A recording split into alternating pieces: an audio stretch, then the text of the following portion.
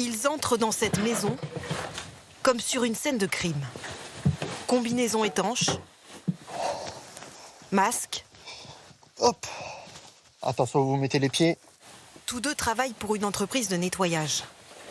Difficile à imaginer, mais il y a quelques semaines encore, un homme vivait ici. Pris en charge par les services sociaux depuis, il accumulait de manière compulsive. Sur son plancher, une couche de 30 cm d'objets, de déchets, d'immondices. C'est de l'accumulation de tout ce qui est objet du quotidien. Comme là, on peut voir de l'alimentation, du papier. En général, c'est des choses qui datent. Vous voyez, là, 2018. Fais gaffe, parce qu'il y a de l'urine, beaucoup d'urine. L'homme est atteint du syndrome de Diogène. La personne, quand elle a eu le décès de sa maman, ça a eu un déclic. Et la personne s'est laissée aller et a accumulé toutes sortes de déchets. Il y a deux raisons pour arriver à ce syndrome. Il y a de l'isolement et aussi un choc psychologique. Même chose à l'étage. 120 mètres carrés remplis de boîtes de conserve, de nourriture pour chats, de jeux de société, de magazines vieux de 30 ans. 10 francs. Là, on est sur une date 97. C'est la chambre, c'est là où monsieur dormait. Donc ici, on n'est pas sur une zone où il y a énormément de déchets comparé aux autres pièces. Je pense c'est difficile à croire. Ouais. Elles sont dans le déni complet. Pour eux, il n'y a rien qui fait percuter dans leur esprit que c'est quelque chose qui peut ne pas être, entre guillemets, normal au quotidien. Dans la rue, les voisins assistent soulagés à l'intervention. Ce sont eux qui ont alerté la mairie. Il était toujours presque enfermé chez lui. Il y a des rats qui sortent, des insectes qui sortent de là. Il y a un moment où si sa maison est abîmée, est infestée ou je ne sais quoi, ça peut impacter notre maison, donc on a préféré le signaler. Le chantier va durer 3 semaines.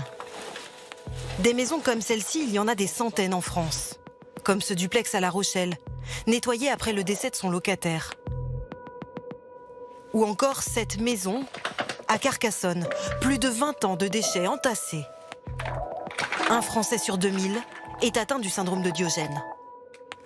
Un trouble du comportement qui ne se soigne pas, mais dont on peut atténuer les effets en suivant une thérapie. Dans son petit appartement, ce quarantenaire qui souhaite rester anonyme accumule depuis 7 ans de plus en plus d'objets. La situation l'inquiète, mais c'est plus fort que lui. Ça, c'est pour me faire penser à racheter des œufs. Des fois, je pose les trucs là, juste histoire d'avoir le visuel. Et après, ça, c'est tous les emballages de pain. Quand je veux ranger des trucs, je me dis que ça peut servir. Ce jardinier vit seul et ne reçoit plus personne.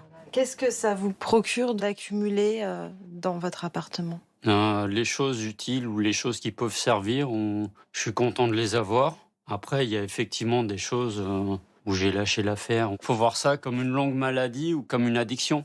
C'est-à-dire qu'il y a des moments où j'arrive à gérer, je reprends, et puis il y a d'autres moments où j'arrive pas à gérer, et puis je lâche. Quand on me croise dans la rue, on peut pas deviner comment c'est chez moi. Bon, voilà. Face à cette situation, sa famille a fait appel à Sophie Labat. Elle intervient auprès de personnes dépassées par l'accumulation. Non. Alors, du nougat, il a c'est- été ouvert, donc C'est la poubelle. bon, ok. Tout ça, est-ce que vous êtes d'accord pour Ouais, en séparer ? on peut jeter. Hein.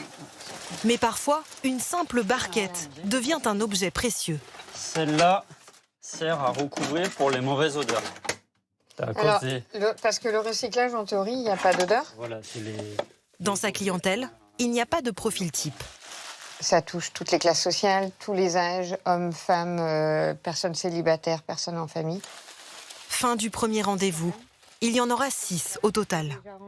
Plusieurs semaines donc, pour le convaincre de se débarrasser de tout ce qu'il a accumulé.